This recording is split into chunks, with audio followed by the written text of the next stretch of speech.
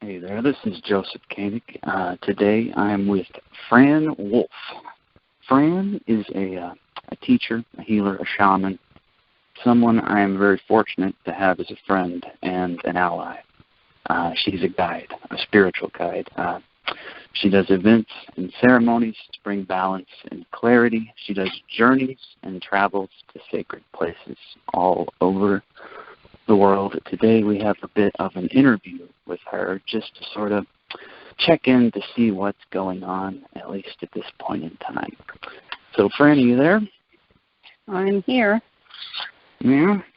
Well, to start out, Fran, what motivates you to do this work? What's your motivation here? Well, it's not a motivation. It's what I'm called to do. It's not something that I like. Well, I love to do it, but it's not something I thought about. I'd like to give that shot and see if it is. This is what I am called to do. It is who and what I am. I see. So you feel with this work, it's in a way just sort of obeying what's naturally within you. It's following the guidance of that instinct, that ping that everybody gets, that something, you just know something. And there's no words, there's no thoughts, but you know it is the thing to do or not to do. It's following that. Interesting. I would say at this moment in time, I see a lot of sort of distraction and disembodiment in the world. It sort of tends to manifest a lot of different confusion and problems. How exactly do we bring consciousness back into the conversation? Because it seems like it's just completely overlooked. How do we do that? Well, again, it's following that ping, not what your human self that wants to do, that crazy feeling, that uneasy feeling that, oh, I have to do something. I don't know what it's going to be, so I'm going to do anything to feel safe. The human does one of two things. It either wants to deny everything and stick its head in the sand, or it wants to panic. So what we have to do now is to realize our higher self. It's called spirit, it's called soul, it's called light body, it's called primal self. There's many different words for it, but it's that sense, that intuitive sense, intuitive self that tells you, that gives you all that you have to have in order to survive and just get through everyday life. So if people began to pay attention to that rather than the chatter of, well, what should I do now? I know I shouldn't do that. Maybe I should. Instead of all of that stuff, if the human was set aside, so there's no more personal. The personal is there, but it doesn't any longer be the primary source to go through. Rather, that higher self, that primal self, that intuitive self is the one where all the direction comes from, because the human gets that all confused. Why? Is because the human is always sourcing through past stories and looking to fill the present moment with past stories. That doesn't work, because what happened then, it's not happening now. So it's not going to fit. So the human, the more it tries to fit, the more it gets angst, it gets a little bit crazed. Why isn't this working? Where the primal, the higher self, says, relax, rest, look around. Yeah. So what I can sort of see from your answer there is, I can paraphrase it a bit.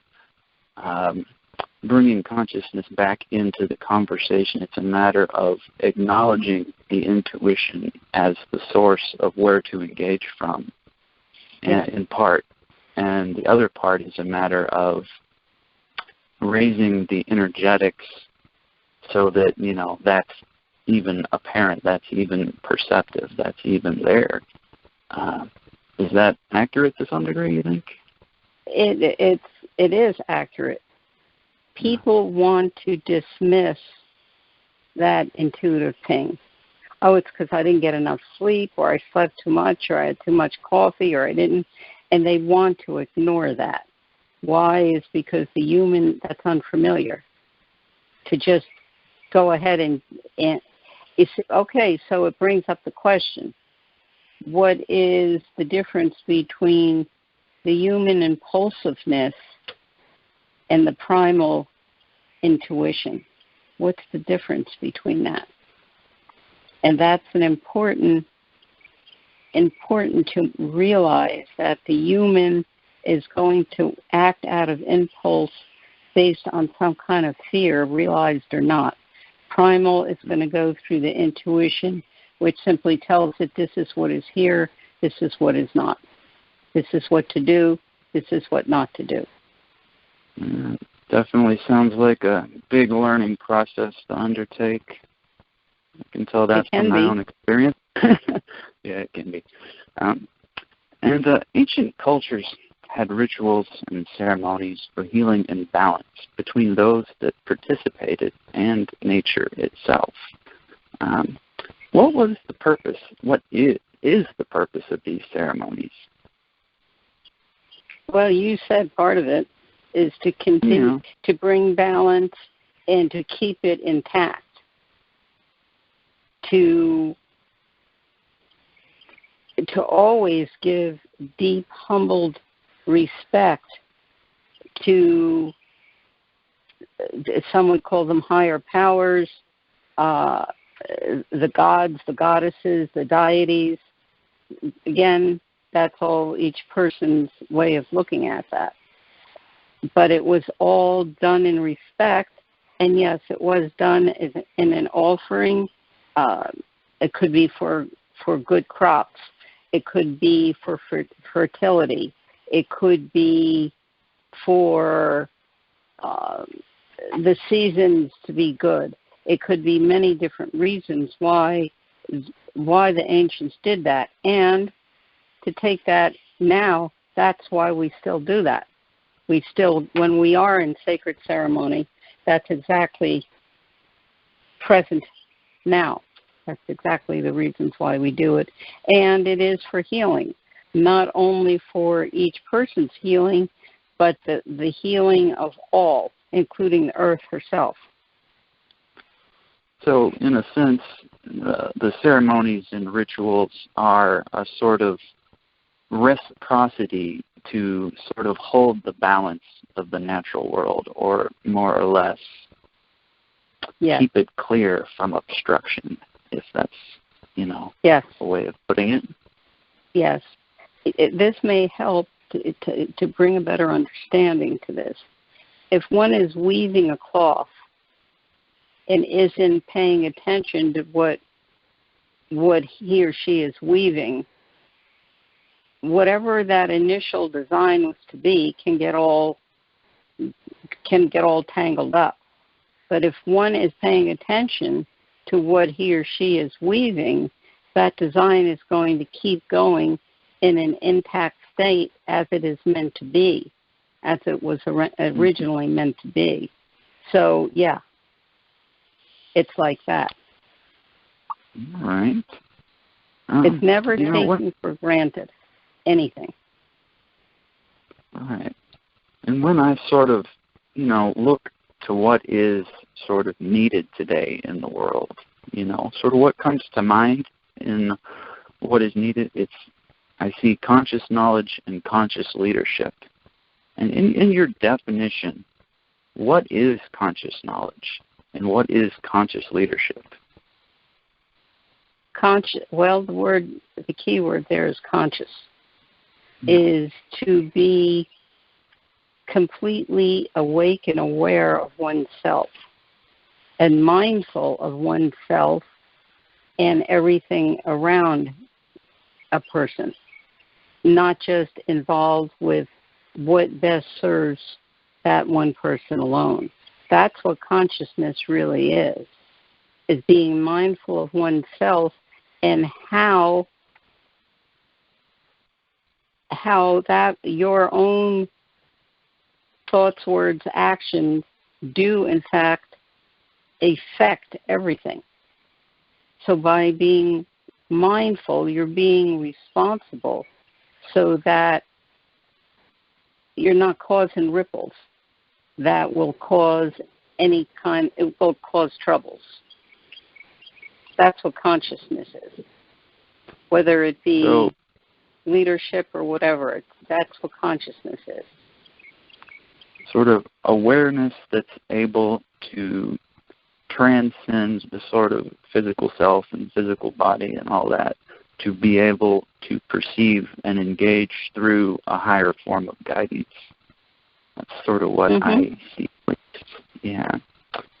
And I'm curious. It's paying attention to what you're thinking and doing.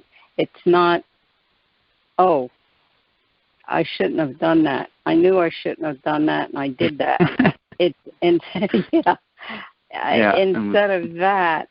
Instead of okay, don't do that, and you just don't do that.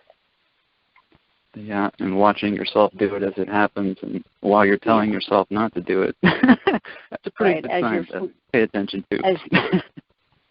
As you're flinging yourself into the hole that you just created. Yeah, pretty much. All right.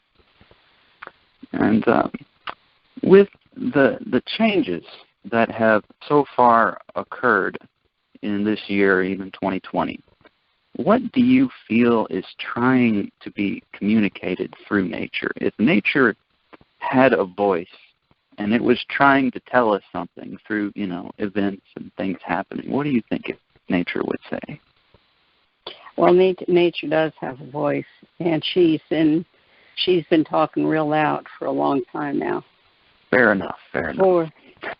For centuries, we who can see, who have been chosen, have been seeing this, is that when the first of the collapse was to happen, nature would come in intense, extreme forms. We can certainly say we've seen that. Tornadoes where there's never been. Okay, good. Thunder, beautiful. I love it. There it is. There you are. Okay, I'll wait a moment and let the thunder talk. Yeah, okay. No, That's we can try to translate it. Very simple. Pay attention. Pay attention. That's what nature is doing, to grab one's attention so that those waves way offshore don't become a tsunami. That little rumble somewhere in the earth doesn't turn into being the plates of the Mother Earth shifting. That there's a bit of smoke somewhere, that's not a volcano about to erupt, one who hasn't erupted in thousands of years. And yet these things have been happening. See, the way the universe works, the way the cosmos works, is when something is coming, it will give heads up, an alert to everyone. Pay attention. Something's coming. So what happens is many people ignore it. Oh, well, that happens. And then it gets a little more intense, and it gets more intense and more intense because the universe is saying, okay, you need a stronger form. Here, you got it. That's what happens. So we knew years ago that this collapse was coming. We knew it. We didn't know what form it was going to take, but we knew it was coming. So when the COVID-19 coronavirus hit, we knew that was the form that it took. We are now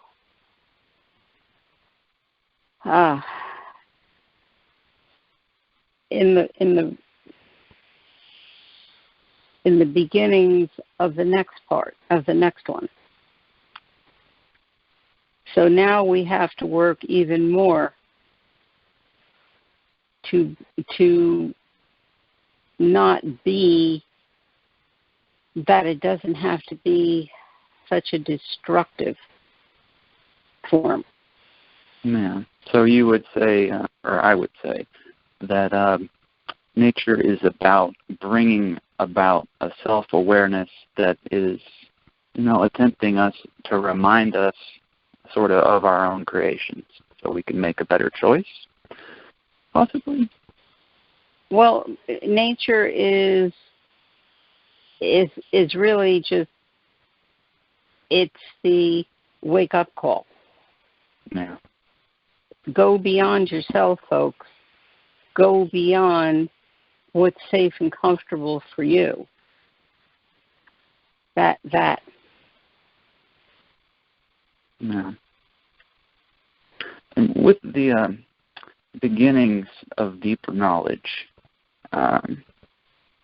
with the beginning of some deeper knowledge, is to be able to discern what emerges from the mind and any sort of spiritual guidance. And when it comes to spiritual guidance, I see a huge amount of variation. There's all kinds of spirit guides in any sense. How do we begin to tell, the guides and the guidance, the ones that are clear from the ones that maybe aren't as clear? How do we begin to tell, what's a good source for guidance?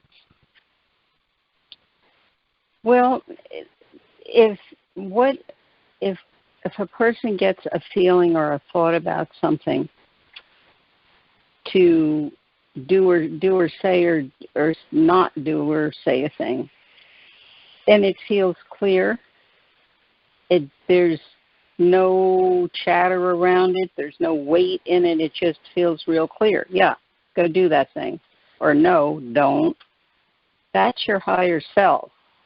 It is when that feeling to go do a thing or not gets weighty, it gets heavy, there's a lot of chatter around it, a lot of what ifs, a lot of got to do a lot of thinking about this, got to do all, okay, that's the human or the lower self getting involved. Interesting. And when it comes to the higher self, I often see it's almost like a fear of the expansion of awareness that manifests in several forms.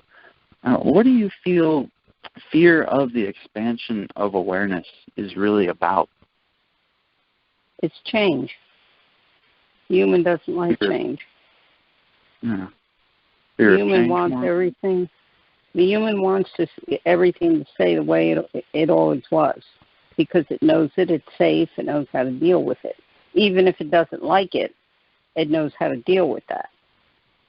So when a person begins to wake up and to see that there's more than just the five senses of the human, and starts to go into deep inner work, starts to go to anything that will help to expand that higher knowledge, the human doesn't know that. And so it's going to want to resist that because it's change and it doesn't know it. It's unfamiliar and out of its comfort zone.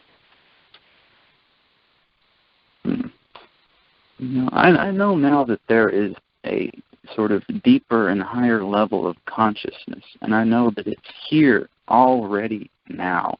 because I perceive it, every day. I see through it. I engage with it. But really, what can we do to bring out this sort of deeper, higher level of consciousness to the world so that, maybe more people can begin to perceive, what's there and solutions and, just engage in new ways? Well, one way is what we're doing right now. Because anyone who chooses to listen to this interview, it may very well spark within that person. Sure, reading books, looking at movies, looking at films, talking to other people, going to groups, taking that chance of, feel a lot of resistance to go do a thing today, but going and doing it anyway. All these things help.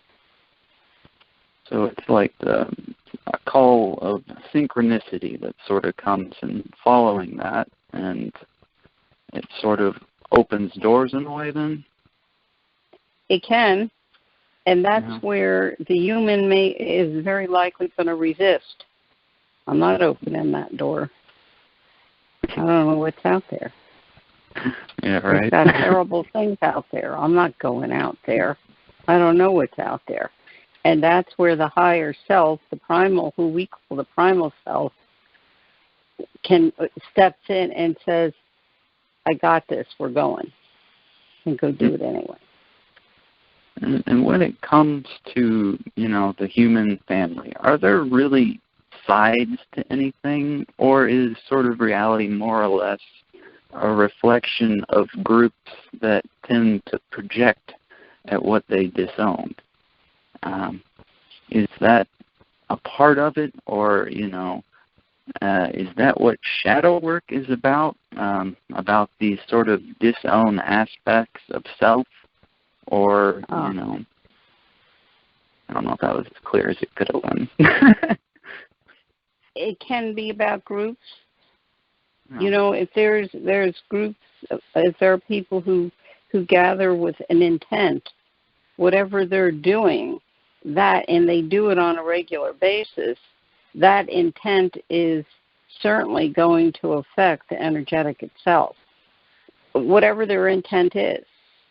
I'm not saying good or bad or whatever, just whatever their intent is, it is going to affect the energetic.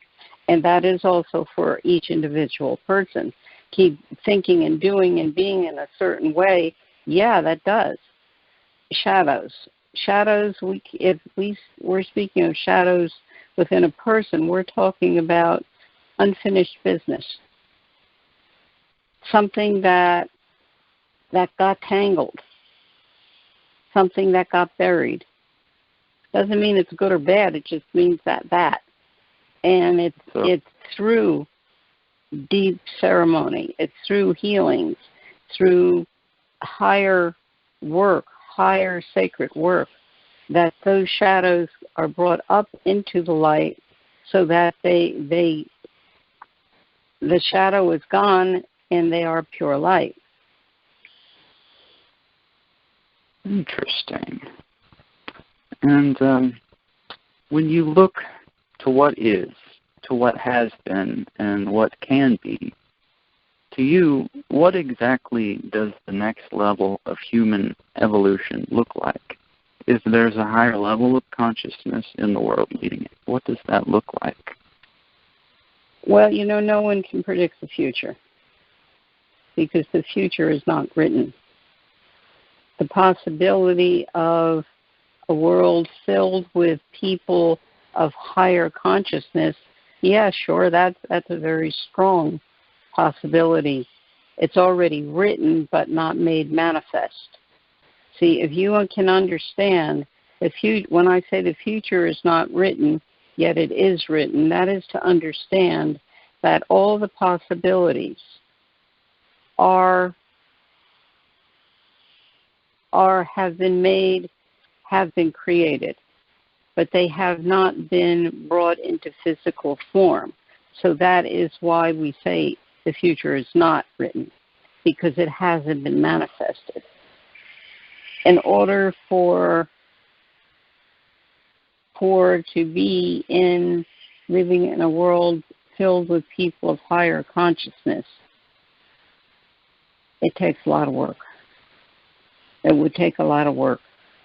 At one time, eons ago, it was like that. Okay. That changed as time went on. Yeah. Interesting. Well, is there any sort of upcoming work you'd like to discuss or other resources you'd like to share for people that are interested in Ayllusuyu and this work?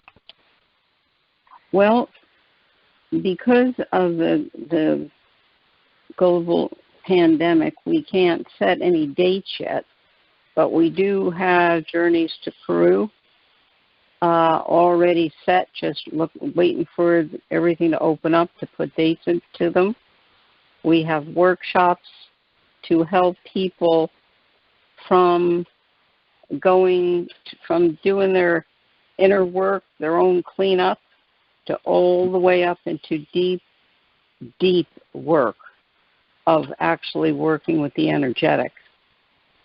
Many people are born in a state of consciousness, so they know things that other people don't know. They know what other people don't know. They don't know why they know that. They don't know why they know what they do, but they just know they do. This comes in from past lives. So they know about how to do certain things intuitively, but they don't have a conscious training, that conscious knowledge to bring it into manifest. Well, we have work for that called conscious knowledge training, that whatever it is that you have always known intuitively, you can step into that work and bring it forth into into forms that you can actively help people with and not cause any harm. We have work for just helping you wake up, for people who are already awake to become that they can take what they know from information and knowledge and take it into embodiment. We have all of that. We also have groups. Cloth of Creation is every 2 weeks on a Monday. That is working with the energetic grid itself and the canopy of light, or the Kepacha, surrounding the Pachamama, to help all that way. Every Thursday we have Journey Within. That helps a person to go deep within, to clear whatever is within and to gain knowledge. And, of course, there is private work where I work individually with a person for whatever best serves that person. So there's all sorts of things.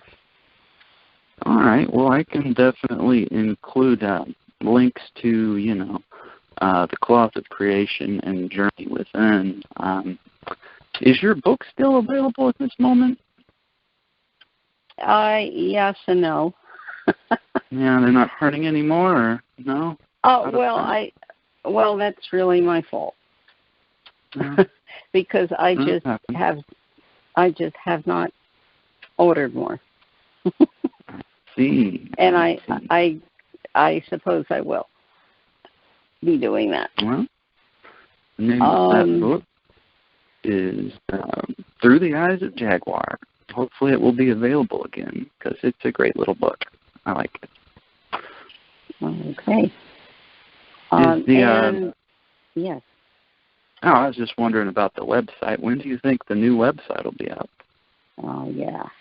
Well, our existing website is still up and active, so people can go there now. It has been updated, so everything that's on there is current, but there's no dates, again, because of the pandemic. Yeah, The new website is one that is a complete redesign. And that should be, if all goes as we think it will and feel it will, it's quite possible by sometime next week we'll be able to go live with it. Wow, that's soon. Cool. Yeah. I will say this. I had a vision of what the website was to be, and finally a very gifted, technologically gifted person was found, and he's done an excellent job. All of the website itself, the graphics, the text, the way the website looks, were all given to me in vision. It was guided, it was given to me in vision, and through that vision, I brought it into physical manifestation. So when you look in the new website, everything you see, know that it has been guided and done through vision. Beautiful. Well, is there anything else you want to share before we bring it to a close? Well, what I can say is this, is that what can help is for people to to begin to realize just how much they are enclosed in their own thoughts, how they cocoon themselves in their own lives and don't want to see what's around them or write stories based on fears about what's going on. All of it is not true. To just realize that we are one. People don't understand what that means. So that is to say that if all the physical outside of everything was gone, what would be left? Pure energy. That's why we're one. And that's what IU is. IU, the Quechua word for community. IU. I've always thought that to be a perfect word for that. To realize that there's more than just what serves each. There's many people who are already doing that, and they're helping. So it's just everyone keep going, keep moving. Don't get stuck. Just keep moving, keep going, steady on. Oh, and reach out and ask people for help if you need it. Indeed. Well, thank you for your time, Fran. We appreciate your insight, your guidance, everything you do. Thank you so much for everything you do. There's a world of people that appreciate that. I'm one of them. And thank you for your time tonight. And I thank you for doing this, taking your time to do this as well, Joseph. Not a problem. I'm always curious to see what you have to say. It's always a very interesting, deep, profound insight that, I don't see very often. So, thank you. All right, then. All right. Okay. All right.